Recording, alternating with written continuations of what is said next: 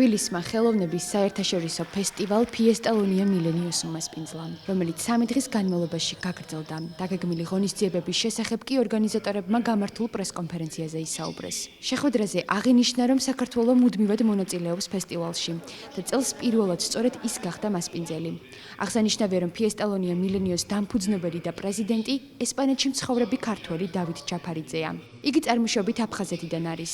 საქართველოს მხრიდან კი ღონისძიების ორგანიზატორი იყო ფესტივალის პარტნიორი სახელმწიფო სტრუქტურებთან ურთიერთობის მიმართულებით ხათუნა ჩარკვიანი და არასამთავრობო ორგანიზაციის ქალთა თანადგომა მშვიდობისათვის თავმჯდომარე შორენა ტაპატაძე. ეს არის უკვე საიუბილეო მე-10 წელი იმისა, რაც არსებობს ეს ფესტივალი. მაგალითად, აფხაზეთის კაპელას გრან-პრი აქვს აღებული ამ ფესტივალზე.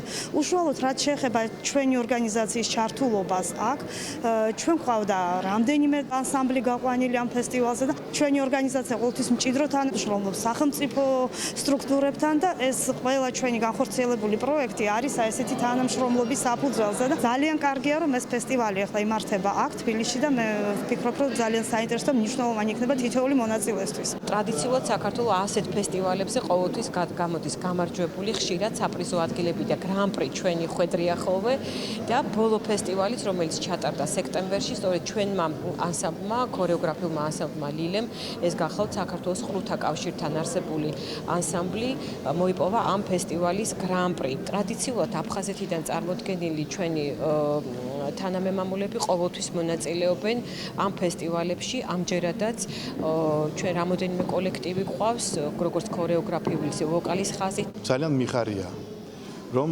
საქართველოში პირველად ტარდება ეს პროექტი.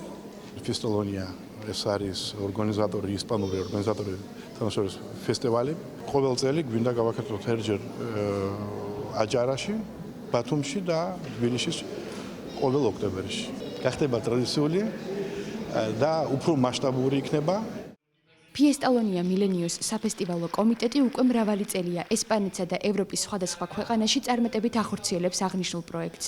ამჯერად თბილისში მსოფლიოს 12 ქვეყნის წარმომადგენელი შეიკრიბა. მათ შორის იყო ესპანეთი, ისრაელი, გერმანია, ინდოეთი, ყაზახეთი და სხვა.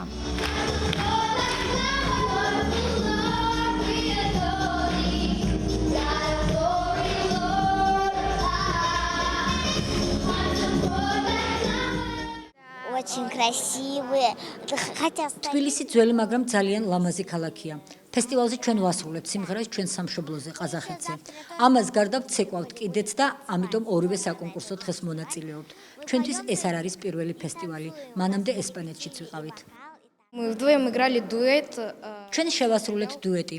მუსიკა ძალიან საინტერესოა. ვისთანაც ერთად ვასრულებ დუეტს, მისთვის უკვე მესამე ფესტივალია.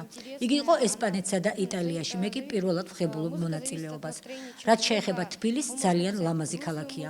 ყველაზე მეტად მოვიხიბლე ქართველების სტუმართმოყვარეობით.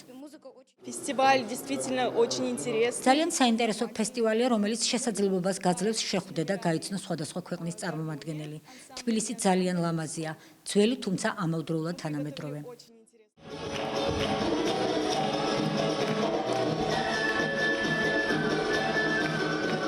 კონკურსი ივანე ჯავახიშვილის სახელობის თბილისის სახელმწიფო უნივერსიტეტის სააქტო დარბაზში ჩატარდა. პირველი დღე ვოკალურ, ინსტრუმენტალურ და საგუნდო მუსიკას დაეთმო. მეორე დღე კი ქორეოგრაფიას. ფესტივალის დასკვნით გალა კონცერტზე გამარჯვებულთა დაჯილდოება გაიმართა. საქართველო 4-დან 3 გრან-პრის მფლობელი გახდა.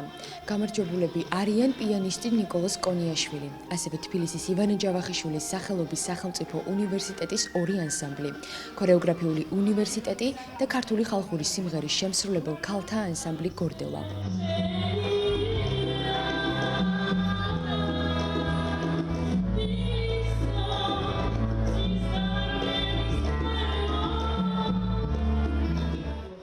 მეოთხე გრან-პრის მფლობელი გახდა რუსეთის წარმომადგენელი. რაც შეეხება საპრიზო ადგილებს, ის სხვადასხვა ქვეყანას შორის განაწილდა და მათ შორის საქართველოც მოხვდა.